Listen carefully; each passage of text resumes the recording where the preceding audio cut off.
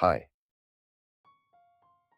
It's still hard for me to wrap my head around what happened that night.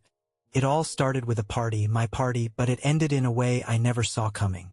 Let me take you through the night my wife, Emily, decided to turn my world upside down, and she didn't even bother hiding the smirk on her face while doing it. Emily has always been magnetic. She's the kind of woman who can walk into a room and instantly command attention.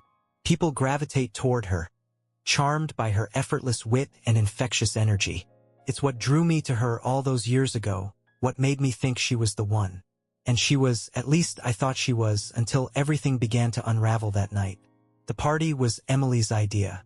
Not just any party, but an extravagant affair. Our house was packed, the living room and kitchen overflowing with people, some even spilling into the backyard. Friends, acquaintances, and a handful of strangers whose faces I didn't recognize mingled in every corner. And there, at the center of it all, was Emily. She wore a sparkling dress that seemed too grand for a casual get-together and floated through the crowd like a celebrity at a red carpet event. Every glance she shot my way felt rehearsed. Her "isn't this great, darling?" expression just a little too polished. Then I saw him, a man I'd never met before, tall, handsome, and exuding the kind of confidence that only comes from knowing you're irresistible. He was talking to Emily, leaning in close, whispering something that made her throw her head back in laughter. A laugh I hadn't heard in months. It sliced through the room's chatter like a dagger, leaving a sinking feeling in my chest. I wanted to approach them, maybe crack a joke or join the conversation, but something held me back. It felt like stepping toward the edge of a crumbling cliff. That feeling of unease grew as the night wore on. Emily and the stranger shared fleeting touches and exchanged looks that felt too intimate, too familiar. Each time I caught her eye, she gave me this cool, knowing smile, as if daring me to say something. And then came the toast. Emily climbed onto a chair, champagne glass in hand, and tapped it with a spoon to get everyone's attention. Her voice cut through the noise as she called out, "Everyone, I'd like to make a toast to my wonderful husband, Mark." Every head turned to me as I awkwardly raised my glass, trying to smile. But Emily's eyes locked onto mine, and there was something unsettling in her gaze, sharp, predatory. She continued, her smile widening. "To Mark," she said, her tone dripping with mockery. "The most trusting, most loyal husband a girl could ever ask for." Her words landed like a blow. The room erupted in cheers and laughter, but I couldn't hear any of it over the rush of blood in my ears. For a split second, Emily's eyes flicked toward the stranger, and a subtle smirk tugged at her lips. It hit me then, this wasn't a toast to celebrate me. This was a performance, a cruel inside joke with me as the target. The rest of the night was a haze. I moved through the party like a ghost, smiling and nodding at guests, but my focus stayed on Emily and that man. Their shared whispers and lingering glances gnawed at me, each one feeling like a dagger. Emily caught my eye repeatedly, her smile cold and detached, as though she reveled in the power she held over me. When most of the guests had left, I finally cornered her in the kitchen. "Who was that guy?" I asked, my voice sharper than I intended. My frustration had boiled over. Emily raised an eyebrow, her expression almost amused. "Oh, relax, Mark," she replied, her voice dripping with condescension. "He's just a friend. Why are you being so paranoid?" Her dismissive tone only fueled my anger. "It didn't look like just a friend," I shot back, my voice cracking. I hated the desperation I heard in it, hated that she had this power over me. She sighed, rolling her eyes as though I was a child throwing a tantrum. "You always do this," she said, her voice flat and dismissive. She turned away, swirling the last bit of champagne in her glass. "You need to trust me, Mark. Otherwise, what's the point?" And just like that, she walked out, leaving me alone with a storm of unanswered questions. The next morning, the weight of the party still hung over me. I couldn't stop replaying the night in my mind. Emily's smirk, her laughter, the way she had so effortlessly dismissed me. I felt like a fool. Something inside me had cracked, and I knew I couldn't keep pretending everything was fine. When Emily left for work, I found myself doing something I never thought I'd do. I grabbed her phone. My hands trembled as I unlocked it, knowing her passcode from her insistence that she had nothing to hide. And there it was, the proof I dreaded but had somehow expected all along. A series of texts with someone named Tyler. The smug guy from the party, his name was Tyler. The messages between him and Emily went back weeks, maybe even months. As I scrolled through her phone, a sickening pattern began to emerge. There were strings of texts sent on nights she'd told me she was out with her friends. Texts that made my stomach churn. "I can't wait to see you," she had written, attaching a photo of herself in the same outfit she'd claimed was just for a girls' night. His replies were worse, flirty compliments, inside jokes, and even comments about me. She'd clearly shared details about our life with him, things I never imagined she would betray. But it was one text that shattered my world completely. "Tomorrow's the night you see just how easy it is." She had sent him the night before the party. His response, "Can't wait to make your loyal hubby the joke of the year." Those words hit me like a sledgehammer. Suddenly, everything made sense. The toast, her glances, the laughter echoing around the room. It wasn't just coincidence. It was a deliberate setup. She had invited Tyler to our home to flaunt their affair right in front of me, to humiliate me while I stood clueless in a room full of people. I felt sick. My legs gave out, and I sank onto the kitchen floor, still holding her phone in trembling hands. My heart pounded so hard it felt like it might burst. How could she do this?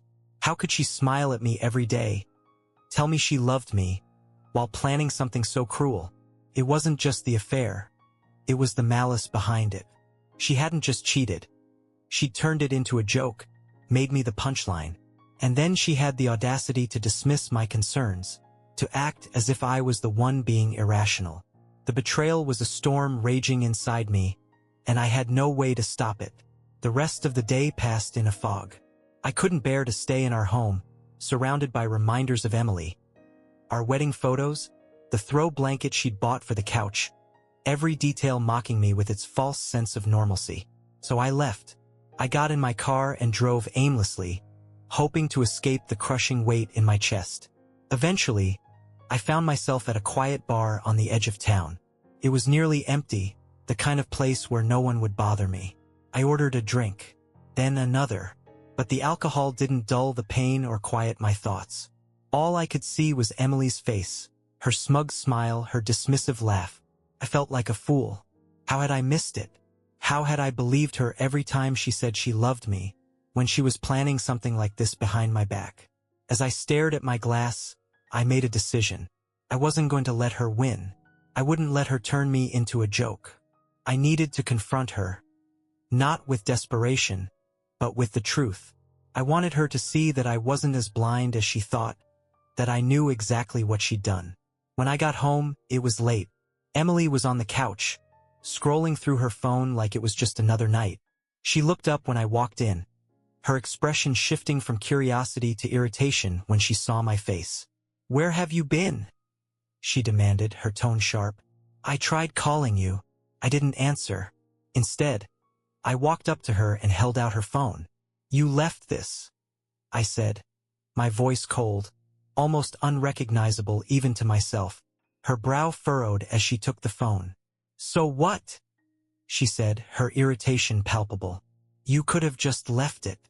But behind her annoyance, I saw it. A flicker of something else. Nervousness. "I read the messages, Emily," I said, my voice steady even though my heart pounded in my chest. Her face went pale. For a moment, she just stared at me. I watched as her carefully constructed facade began to crumble. "What messages?" she asked, her voice trembling slightly, her eyes darting away. "Don't," I snapped, shaking my head, anger bubbling to the surface. "Don't play dumb, not now. I know about Tyler. I know about the party. I know it was all a setup to make me look like a fool." Emily's mouth opened, then closed. Guilt flickered across her face, but just as quickly, it vanished, replaced by something colder. Her expression hardened as she stood, crossing her arms. "So what if I did?" she shot back, her voice rising. "Maybe if you weren't so pathetic." I wouldn't have had to find someone else to have fun with. You're so predictable, Mark. It's boring. Her words were like a slap, each one cutting deeper than the last. The room spun, the air thick with tension. I had suspected her betrayal, but hearing her say it out loud, hearing the venom in her voice, broke something inside me. I took a step back, my fists clenching at my sides as I struggled to hold back the storm of emotions. Rage, sadness, disbelief. All this time, I said, my voice cracking. And you didn't even have the decency to end it? You had to humiliate me? Emily shrugged, her face emotionless. I guess I just wanted to see how far I could push it. And guess what? You fell for it every step of the way. That was it. The last shred of hope I'd held on to, hope that this was some terrible mistake, died in that moment. Her words echoed in my head, hollow and relentless. You fell for it every step of the way. The person standing in front of me wasn't my wife. This wasn't the Emily I thought I knew. The woman in front of me had reveled in breaking me, in tearing me apart piece by piece. I didn't realize I was shaking until I tried to speak. My voice came out as a choked whisper. So this is it? You did this just to hurt me? I searched her face for any glimmer of regret, any sign that she still had some humanity left. But all I got was a cruel, twisted smile. You never got it, did you, Mark? She said. Then, without another word, she walked past me into the kitchen, not even bothering to look back. You were always just convenient, she called out over her shoulder. Someone to make me look good, but people change. I wanted more. Her casual dismissal was the final insult. I felt my fingers digging into the edge of the counter, my knuckles white with tension. And what about us? I demanded, my voice finally rising. What about everything we built together? Did none of it mean anything to you? She poured herself a glass of wine, not even glancing in my direction, let alone offering me one. Her eyes stayed fixed on the bottle as she muttered, Promises? God, Mark, listen to yourself. We were just two kids who had no idea what we were getting into. You might still be stuck there, but I grew up. I moved on. Finally, she looked at me, her gaze cold and detached. It's not my fault if you couldn't keep up. Something inside me snapped. In that moment, I realized I was done. Done trying to understand her. Done trying to salvage something irreparably broken. There was nothing left to save. You know what, Emily? I said, my voice trembling but gaining strength with each word. I may have been stuck, but at least I was honest. At least I was committed. I didn't make it my mission to tear you down or turn your life into a joke. She waved a hand dismissively, as if my words were beneath her. Honestly, Mark, why are you still here? If you're so hurt, if I'm so terrible, then leave. Her tone was casual, flippant, as though she'd already won. With her wine glass in hand, she sauntered toward the living room, her victory all but declared. The room seemed to spin, but for the first time all night my mind felt clear. She wanted me to leave, but I wasn't going to walk away quietly. I followed her, my heart pounding, and grabbed the wine glass from her hand, slamming it down onto the coffee table. The glass cracked, spilling dark red wine across the surface and onto the rug. For the first time, Emily looked genuinely startled. You think you're going to get away with this without facing any consequences? I said, my voice like steel. You think you can humiliate me, parade some guy around in my house, in front of my friends, and just walk away? Her eyes widened for a split second. But then she regained her composure, her expression hardening. Oh, now you're going to get tough? She sneered. What are you going to do, Mark? Make a scene? Act like some big, strong man now, after letting this go on for months? She tried to laugh, but it came out hollow and forced. She hadn't expected this from me. I could see it in her eyes. I shook my head, a cold smile tugging at my lips. No, Emily, I'm not going to fight you. I'm not going to play this game anymore. I turned and walked to the hallway closet, yanking it open and pulling out a duffel bag. I began shoving clothes into it, the adrenaline coursing through me. What are you doing? She demanded, her voice rising. I'm leaving, I said without looking at her, my voice steady. But not before I make sure everyone knows exactly what you've done. Every friend, every coworker, every person you were so eager to impress last night. They're all going to know who you really are. For the first time, she seemed genuinely shaken. Her mouth opened, but no words came out. She stood frozen, realizing this wasn't going to end the way she'd planned. She'd expected me to beg, to crumble, to be her doormat one last time. Instead, I was taking back the last shred of dignity she hadn't destroyed. I zipped up the duffel bag and slung it over my shoulder. As I reached the door, I turned back to face her. My eyes locked onto hers, and there was no warmth left in me, no sadness, just cold determination. Enjoy your freedom, Emily. You wanted me gone, and now you've got it. But don't think for a second that I'm letting you come out of this as the victim. You did this. You chose this. Remember that when everyone else sees who you really are. I opened the door, stepping out into the chilly night air, and slammed it shut behind me. I could hear her shouting something, maybe my name, maybe another insult, but it didn't matter. I walked to my car, threw the bag into the back seat, and climbed in. My hands trembled as I gripped the steering wheel, the weight of everything crashing down on me. But for the first time in what felt like forever, I could breathe. I started the engine and pulled away, not caring where I was headed. All that mattered was that I was leaving. I was done with the lies, the manipulation, and the constant feeling of being less. For too long, I had let her control the narrative. Not anymore. As I drove, the house disappeared in the rearview mirror, and a strange calm began to wash over me. I was leaving behind a life I thought I wanted, but maybe this was exactly what I needed. For the first time, I wasn't running away, I was moving forward. And I wasn't looking back. I drove aimlessly, the adrenaline fading as an emptiness settled in its place. City lights blurred past, casting long shadows across the pavement. Every word of our confrontation replayed in my mind. Every cruel smile she'd given, every dismissive wave of her hand. Walking away didn't feel like enough. She had turned my life into a spectacle, made me her punchline. She needed to face the consequences. I wasn't sure how, but I knew I couldn't let her get away unscathed. Eventually, I pulled into a rest stop, parking the car and sitting there in the silence, staring into the dark, my mind racing with what to do next. The engine idled as I stared blankly at the dashboard, my mind racing with tangled emotions. Rage, humiliation, and, oddly, a strange exhilaration. Yes, I had walked out on Emily, but I knew this wasn't over. Not by a long shot. I picked up my phone and scrolled through my contacts, my thumb pausing over a name. Eric. He was one of my oldest friends, someone who had known both Emily and me for years. Eric had been at the party that night, one of the last to leave. He had noticed the tension too. He even asked me, half-jokingly, if I was okay with how close Emily was getting to Tyler. Embarrassed, I had brushed it off at the time. But now I knew I needed him.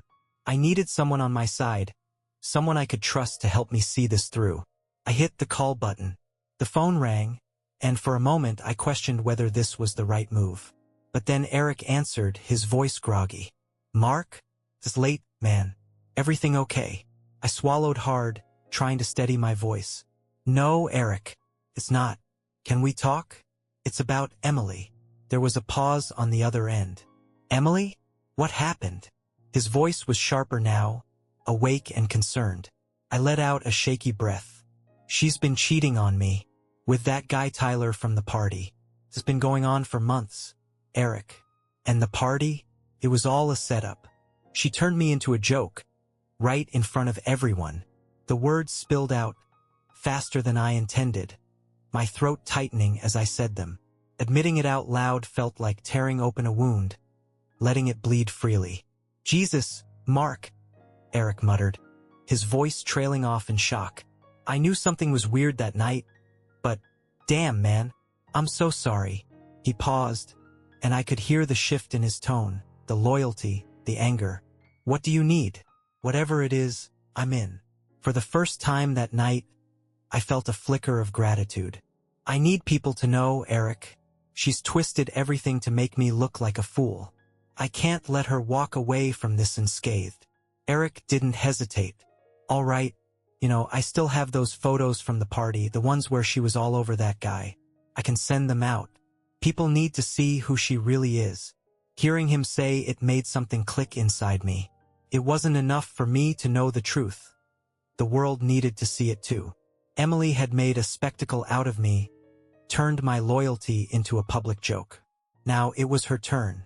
Do it, I said, my voice steady with cold determination. Send them to everyone who was at the party. Let them see her for who she really is. Eric agreed without hesitation, and we hung up. As I sat there, phone in hand, a strange mix of satisfaction and fear settled over me. What I was doing wasn't noble. This wasn't about morality. It was about taking back the control she had stolen, making sure she didn't laugh at me one more time. The next morning, I woke in a cheap motel room off the highway, the dim light filtering through thin curtains. My chest felt heavy, but beneath the weight, there was a growing sense of purpose. I wasn't going to be a victim of her cruelty anymore. I was going to fight back. My phone buzzed with notifications.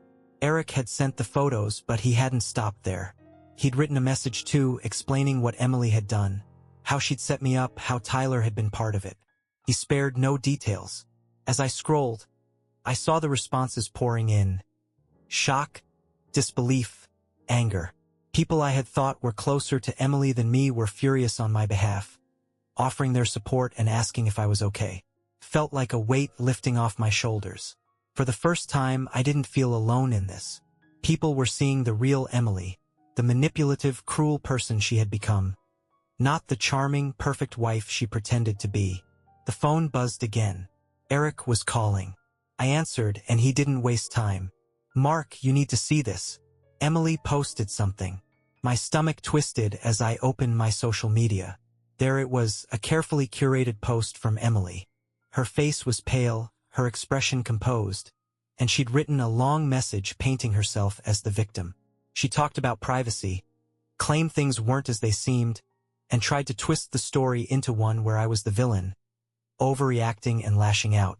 But the comments told a different story. People were calling her out, demanding explanations.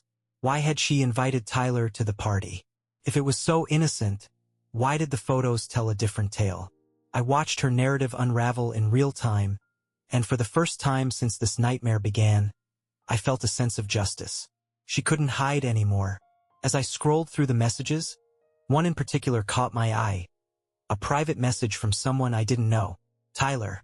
I hesitated, then opened it. My jaw clenched as I read his words. Mark, we need to talk. I didn't know she was going to do this. It was never supposed to go this far. The audacity nearly made me laugh. He was trying to cover himself, to shift the blame now that things were falling apart. My hands trembled with anger as I stared at the message. Tyler had been there, smirking at me, enjoying the spectacle. Whether he wanted to admit it or not, he was just as guilty. I thought about responding to Tyler's message, about letting him have it and giving him a piece of my mind. But then I stopped. He wasn't worth it. None of them were. Emily, Tyler, their lies. It was all poison, and I couldn't keep drinking from it. I blocked his message, took a deep breath, and stared out the motel window. The sky was clear, the sun bright, and for the first time in a long while, I felt like I could see a way forward. This wasn't over, not by a long shot. I knew there would be fallout. Emily wouldn't roll over easily. She'd fight back, twist the story to suit her narrative, but that was okay. Because now I wasn't afraid of her anymore. I had faced the worst she could throw at me, and I had survived. It was time to rebuild. Something stronger, something that was truly mine. The day stretched on, surreal and disjointed. My phone buzzed incessantly with notifications from friends, acquaintances, and even people I hadn't spoken to in years. Word had spread, and everyone wanted to weigh in. Some messages were supportive, filled with shock and disbelief. Others were angry on my behalf. A few were just nosy, fishing for details. And then there were the ones from people who had heard Emily's side of the story, her desperate attempts to salvage her reputation. But her efforts were falling flat. Emily thrived on the image she'd crafted for herself. The perfect wife, the envy of everyone around her. Everything she posted was curated for admiration, for validation. Now that carefully constructed facade was crumbling, and I knew she hated it. She was losing control, and for someone like Emily, that was her greatest nightmare. By midday, I was driving back into the city. I didn't want to go back to the house. It felt tainted, haunted by too many memories. But I needed to see her one last time. Now that everyone knew the truth, this wasn't just about her betrayal. It was about standing up to the person who had tried to destroy me. She needed to see that I wasn't afraid anymore. I pulled into the driveway and saw her car parked outside. My heart pounded as I walked up the steps, the keys heavy in my hand. I unlocked the door and stepped inside. The house was eerily quiet. For a moment, I just stood there, taking it all in. The pictures on the walls. Us smiling on a beach vacation, laughing at a friend's wedding, felt like relics of a life that had never truly existed. "Emily?" I called out, my voice echoing through the house. I heard movement from the living room, and then she appeared. Her expression was a mix of anger and something else. Fear, maybe. It was the first time I'd ever seen fear in her eyes. "What are you doing here?" she snapped, her tone sharp and defensive. "Haven't you done enough already? You've turned everyone against me. You've humiliated me." A bitter laugh escaped me. The absurdity of her words was almost too much to bear. "I humiliated you?" I said, stepping closer. "You threw a party just to make me a joke, Emily. You brought Tyler into our home, in front of our friends, just to watch me squirm. And now you want to play the victim." Her mouth opened, then closed. For a moment, she looked desperate, grasping for words. "You don't understand," she said, her voice trembling. "I never meant for it to go this far. I was tired. Tired of everything. Of you always being so predictable." She clenched her fists, her voice rising as she tried to justify the unjustifiable. "You never challenged me, Mark. You were just there. And I wanted more. Tyler made me feel alive." The words stung, but they didn't surprise me anymore. I'd already heard the worst of it. Now it just felt hollow. Excuses. I shook my head, looking at her. Really looking at her. The woman I thought I'd spend my life with wasn't there anymore. Maybe she never had been. "More," I repeated, my voice cold. "You wanted more, so you decided to destroy what we had instead of just leaving? You couldn't walk away. You had to turn it into a game, had to make me suffer?" She looked away, her jaw tightening. "You wouldn't have let me go," she said, barely above a whisper. "You would have fought for us. And I didn't want that. I wanted you to hate me. I wanted you to be the one to leave so I wouldn't have to feel guilty." A bitter smile twisted my lips. "Well, congratulations, Emily. You got what you wanted. I'm leaving." I paused, letting the weight of the words sink in. "But I want you to know something. You didn't break me. You tried, but you failed. And now everyone knows exactly who you are. You wanted freedom? You have it. But good luck finding someone who will ever trust you after this." Her eyes filled with tears, but I could see the anger behind them, the frustration of losing control, of not being able to manipulate her way out of this. "You think you're so righteous, Mark," she spat. "You think you're better than me because you're hurt? Because you walked away? You're just a coward.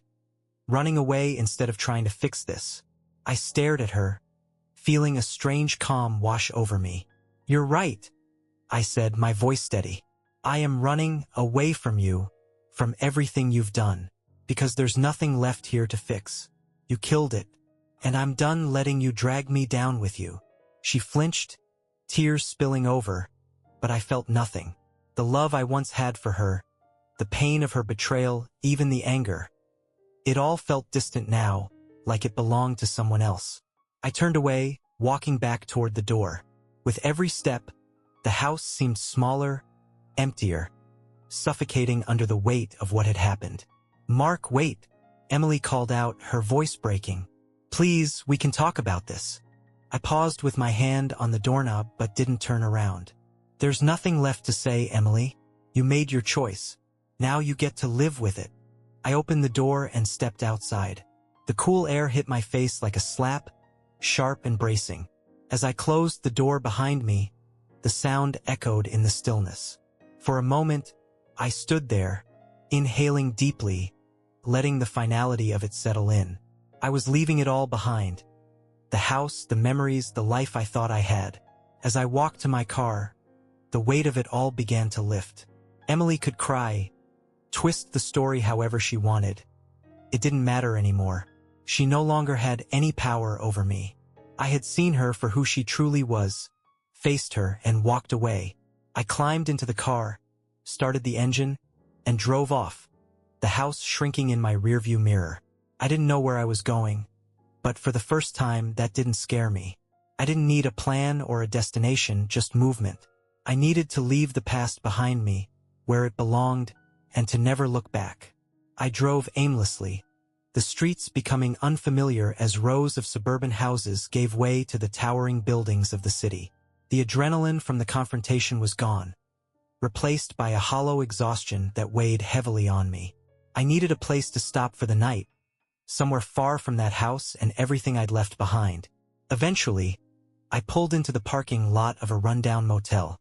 Its neon sign flickered, casting a dull red glow across the cracked pavement. Inside, the guy at the front desk barely glanced up from his TV as I handed over cash for a key. The room was small, smelling faintly of bleach, with an outdated floral comforter on the bed. I didn't care. It was a place to sleep, a place away from her. I collapsed onto the bed, staring at the ceiling, trying to clear my mind.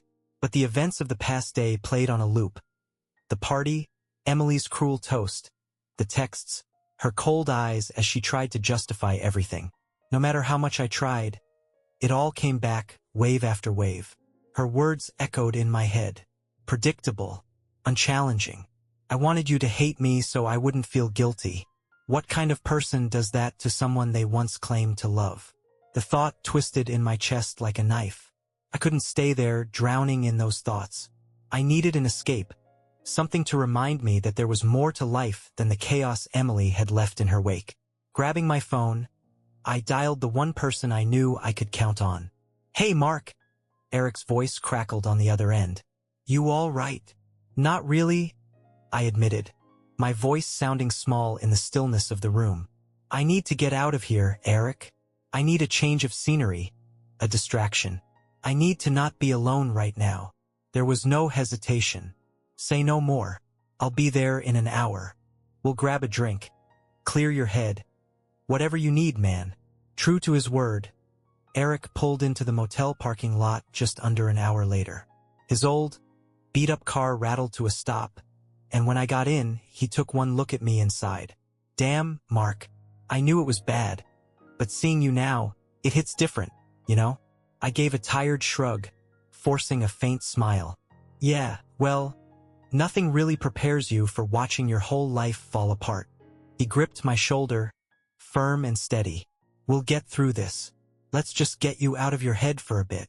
We drove through the city streets, weaving toward a bar we used to frequent right out of college, before life's responsibilities weighed us down. The bar was crowded, noisy, and exactly what I needed. A place to lose myself in the background hum of other people's lives. Eric ordered beers for us both, and we found a corner booth away from the main crowd. He didn't ask questions or push me to talk, and for that I was grateful. Instead, he launched into stories about work and the absurd office politics he'd been dealing with. Slowly, I found myself laughing, just a little, for the first time in what felt like forever. As we sat there, the beer loosening my anxiety, Eric paused and looked at me, his expression serious.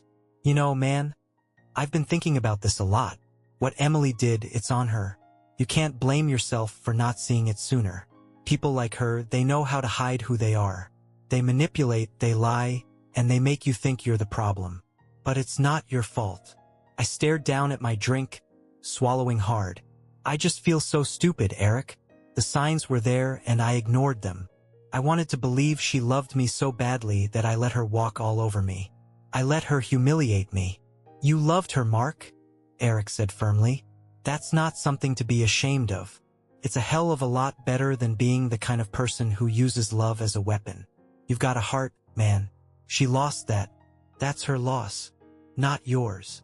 I took a deep breath, letting his words sink in. Maybe he was right. Maybe this wasn't about me being weak or blind. Maybe it was about loving someone who turned out to be unworthy of that love.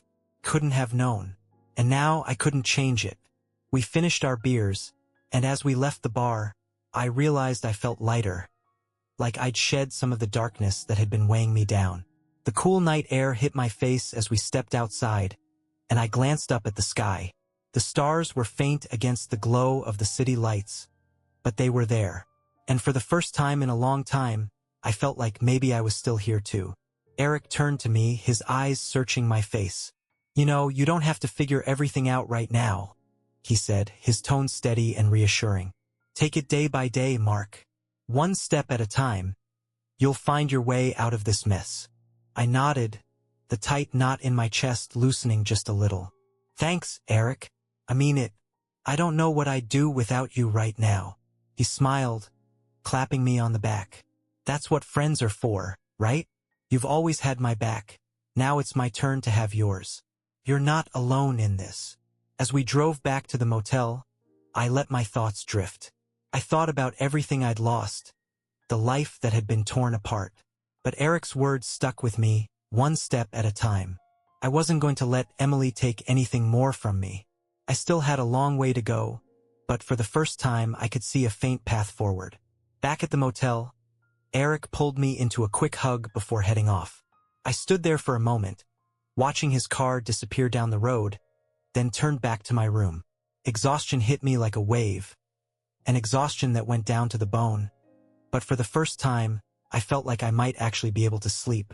Inside, I sat on the edge of the bed, my mind calmer now. I thought about the future, about what I wanted to do next. I didn't have all the answers, but I knew one thing for certain. I wasn't going to let Emily's betrayal define me. She might have tried to break me, but she hadn't succeeded. I picked up my phone and scrolled through the messages from friends who had reached out. They still saw me as more than the fool Emily had tried to make me.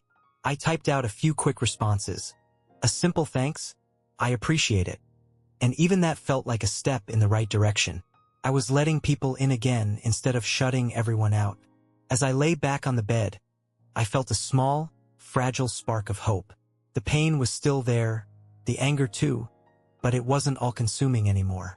There was space for something else now, something better, something still growing.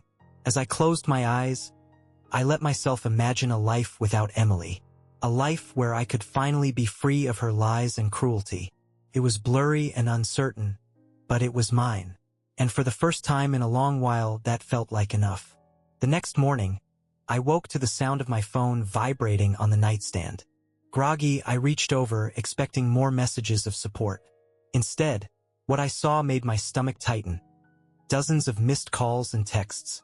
Most were from numbers I didn't recognize, some acquaintances, some people I hadn't spoken to in years, and even a few mutual friends Emily and I shared. Rubbing my eyes, I sat up and began scrolling through the messages. They weren't just words of support. They were stories, accounts from others about Emily. Bit by bit, a darker picture began to emerge. People were sharing how Emily had manipulated them, used them for favors, or spread false rumors to serve her own agenda. One woman said Emily had ruined her friendship by planting lies. A man shared how he'd been strung along until she found someone more useful. As I read, nausea rolled over me. The betrayal I had experienced wasn't unique. Emily's cruelty had hurt so many others. It was as though my confrontation had opened a floodgate, and now all the pain she'd caused was pouring out for everyone to see. Then came something I didn't expect. A public apology from Tyler. I stared at my screen, reading and rereading his post. He admitted to being caught up in Emily's lies, believing her stories that I was some kind of monster, that our marriage was already dead. He wrote about how he regretted being part of her twisted plan to humiliate me, saying he hadn't realized the kind of person she truly was until it was too late. I didn't know how to feel. Part of me wanted to accept his apology, to believe he'd been manipulated just like I had. But another part of me, the part still raw with anger, wanted to reject it outright. He had been there. He had seen the hurt in my eyes at the party, had witnessed the cracks forming in my life, and he'd still chosen to be part of it. On some level, he had to have known. Still, it felt like a victory. Emily was losing control of the narrative. Even her accomplice had turned against her. Her life, built on a foundation of lies, was crumbling around her. But as satisfying as it was to see her exposed, it didn't erase the emptiness she had left behind. It didn't undo the months of doubt, the sleepless nights, or the humiliation I had endured. I knew I needed something more. Not revenge, not retribution. I needed to rebuild. Getting out of bed, I splashed cold water on my face in the tiny motel bathroom and stared at my reflection in the mirror. My eyes were tired, my face worn, but there was something else there now. A quiet determination. Emily had tried to break me, but she hadn't, and I wasn't going to let her win. I caught my reflection in the mirror and almost didn't recognize myself. I looked worn out, older somehow, but there was a fire in my eyes that hadn't been there for a long time. It was time to stop dwelling on what I had lost and start thinking about what came next. How to piece together a life without her. The first thing I needed was space. Not just physical distance from Emily and the house we had shared, but emotional distance as well.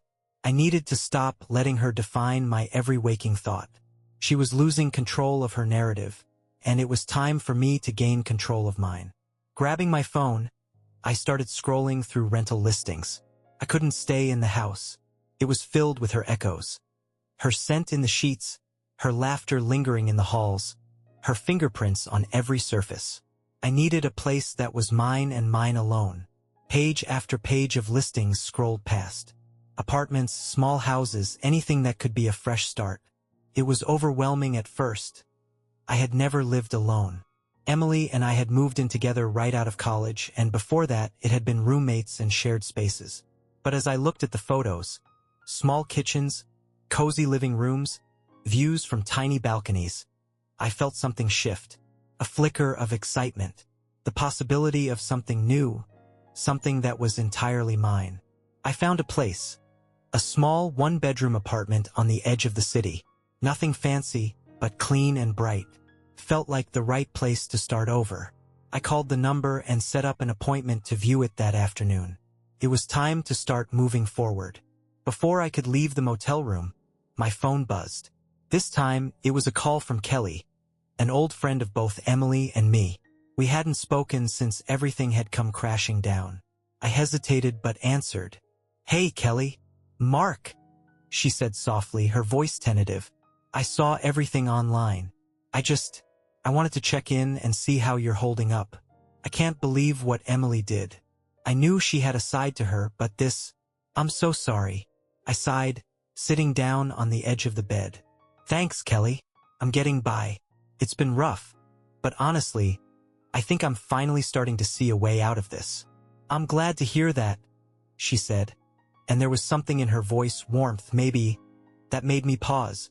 "Listen, Mark, I want you to know you're not alone. A lot of us, me, Eric, and others, we're all here for you. In fact, we're planning to get together tonight. Just a small group to catch up. I think it might help take your mind off things." I was quiet for a moment, my heart tightening. Part of me wanted to say no, to retreat, to keep hiding from the world. But another part, the part that was tired of hiding, wanted to say yes. To step back into the world and remind myself that there were still people who cared about me, who saw me for who I was, not the person Emily had tried to make me.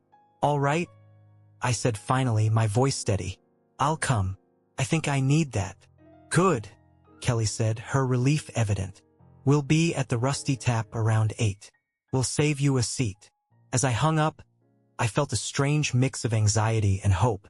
It wasn't going to be easy, stepping back into those social circles, facing people who had seen me at my lowest. But I knew I couldn't keep running. If I wanted to move on, I had to start somewhere. I packed up my things, checked out of the motel, and drove to the address for the apartment listing. It was on a quiet street, the building older but well-kept, with a small courtyard out front. The landlord, a friendly middle-aged woman, met me there and led me up to the 3rd floor, chatting about the neighborhood and the other tenants. The apartment itself was simple. White walls, hardwood floors, sunlight streaming through the windows. It was nothing like the house I had shared with Emily, and that was exactly what I needed. After a quick tour, I shook the landlord's hand, signed the lease, and paid the deposit. It was done. I had a new place, a new start. I had no furniture, no plan. Just a key in my hand and the knowledge that this was my first real step toward reclaiming my life. As I left, I glanced at my phone. It was creeping toward evening. I still had a couple of hours before meeting Eric, Kelly, and the others. I thought about everything that had happened, about what still lay ahead. The moving, the paperwork, the conversations I still needed to have. The wounds that would take time to heal. It was daunting, but it was also exhilarating. For the first time, I realized I was finally done with Emily. She had taken so much from me. My trust, my confidence, the future I thought I was building. But she hadn't taken everything. I still had myself. I still had the people who truly cared about me. As the sun dipped low on the horizon, painting the sky in hues of orange and pink, I let myself feel it fully, the beginning of something new. The slow but steady climb out of the darkness she had cast me into. There was still a long road ahead, but I wasn't afraid of it anymore. I was ready. The rusty tap was bustling when I arrived, the air alive with chatter and the clinking of glasses. It was crowded, but not uncomfortably so. Just enough for us to slip into a corner and feel like we had our own space away from the world. Eric was already there when I walked in, waving me over with a grin. Eric sat with a pint in front of him, his face lighting up when he saw me enter the bar. Kelly waved from the other side of the booth, and next to her were a few more familiar faces. People who had been part of my life before everything with Emily unraveled. I took a deep breath and walked over. Before I could even sit down, Kelly wrapped her arms around me in a tight hug. "It's good to see you, Mark," she said, her voice warm and genuine. For the first time in days, some of the tension I'd been carrying began to ease. Sliding into the booth, I let myself settle as the conversations picked up. At first, everyone danced around the elephant in the room, but I decided to confront it head-on. I told them everything. The confrontation with Emily, Tyler's unexpected apology, and the flood of stories that had come pouring in about Emily's manipulation. It wasn't easy to lay it all out, but it felt good to unburden myself with people who actually cared. When I finished, Eric raised his glass, his eyes meeting mine with a determined glint. "To starting over," he said, his voice carrying an edge of conviction. "To leaving the past where it belongs." "To starting over," Kelly echoed, clinking her glass against his. The others joined in, and for the first time in what felt like forever, I smiled. A real smile. As I raised my glass and took a sip, the conversation gradually shifted, and before long, the booth was filled with laughter. Jokes and stories flowed freely, taking us back to simpler times. Road trips, concerts, and the kind of adventures that felt like they belonged to a different life entirely. The shadows Emily had cast over me began to fade, replaced by the warmth of genuine connection. I realized just how much I'd been missing this. These people, their unwavering support, the reminder that I wasn't alone. As the night wore on, Kelly leaned toward me, her expression soft and her eyes meeting mine. "You know, Mark," she began, her voice just loud enough for me to hear, "I've always admired you. You have this way of giving everything, of caring so deeply. Not everyone does that." I blinked, caught off guard. My face flushed, and I tried to laugh it off. "I don't know about that. Sometimes it feels more like a weakness than a strength." She shook her head, her gaze steady. "It's not a weakness. It's what makes you who you are.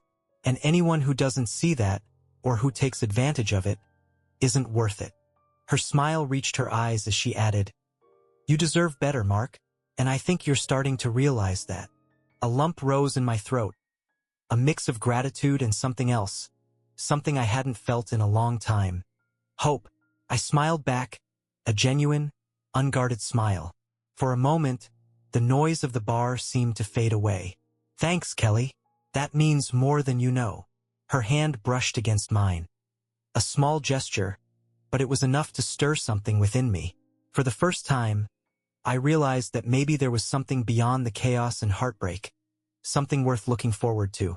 The rest of the night passed in a blur of laughter and conversation, and by the time we left the bar, I felt lighter than I had in months. Outside, the cool night air wrapped around us as we lingered for a moment. Eric clapped me on the back. "You gonna be okay, man?" he asked, his voice low. I nodded, a smile tugging at my lips. "Yeah, I think I'm going to be okay." Kelly gave me another hug, tighter this time. "You've got us, Mark. Don't forget that, all right?" "I won't," I promised. For the first time, I meant it. I truly believed it. As I drove back to the motel, my thoughts drifted to the apartment I just signed for. I pictured it filled with light, with furniture I'd chosen myself, with colors and things that were mine alone. It would be small, but it would be mine. A blank slate to rebuild my life on my terms. I imagined waking up there, sunlight streaming in through the windows, no ghosts of Emily's lies lingering in the corners, no sense of dread weighing me down, just me creating a new life from the ground up. For the first time in years, the thought filled me with excitement rather than fear. The next few weeks passed in a blur of packing and planning. I went back to the house only a handful of times, and only to take what I truly needed. I didn't linger. The things that mattered, the old guitar I hadn't played in years, a few favorite books, some clothes, I packed and brought with me. The rest I left behind. Emily could have it. I didn't want it. I didn't need it. On the day I officially moved into the apartment, Eric and Kelly came by to help. They brought pizza, beer, and laughter, and by the end of the day, the place already felt more like home than the house ever had. We sat on the floor, eating straight from the pizza box, the room alive with the kind of warmth that only true friends can bring. "This is good," Eric said, raising his beer bottle in a toast. "A new chapter. No more ghosts." "No more ghosts," I echoed, clinking my bottle against his. I looked around at the bare walls and the empty shelves. Instead of feeling overwhelmed, I felt excited. This was my space now, a blank canvas, a place to rebuild. Across the room, Kelly leaned back, her eyes meeting mine. She gave me a smile that sent a flutter through my chest, an unfamiliar but welcome feeling. "To new beginnings," she said softly. "To new beginnings," I replied, and this time, I believed it with everything I had. I nodded, feeling a warmth that had nothing to do with the beer or the laughter. To new beginnings. The next few days were filled with small victories. I set up my new apartment, picked out furniture, and chose things that felt like me, things that reflected who I was, not who I had been with Emily. Each piece, every decision, was another step away from the life we had shared and toward the life I was building for myself. I found myself smiling more, even laughing at the little things, like struggling to put together a bookshelf, cursing at the instructions, or attempting to cook dinner for one and realizing I had no idea how to scale back portions. It was messy and imperfect, but it was mine. One evening, as I sat on the balcony of my new apartment watching the sun dip below the horizon, my phone buzzed with a message. It was from Kelly. "Hey, just thinking about you. Hope you're settling in okay.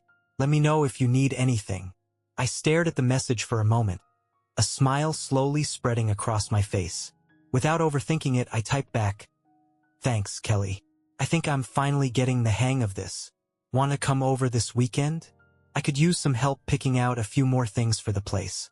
Her response came almost immediately. "I'd love to. See you then." Setting my phone down, I leaned back and let a sense of calm wash over me. I had no idea where things would go from here, if there was something more between Kelly and me, or if I was even ready for that. But it didn't matter. For the first time in a long time, I wasn't afraid of the future. I wasn't afraid of being alone, starting over, or facing whatever challenges came next. Emily had tried to take everything from me, but she hadn't succeeded. In the end, she had lost and I had won. Not in the bitter, vengeful way I had once imagined, but in the quiet, powerful way of simply moving forward. I had reclaimed my life one small step at a time. The city lights twinkled below as I took in the view. This was my new beginning, and for the first time it felt like it was truly enough. Bye.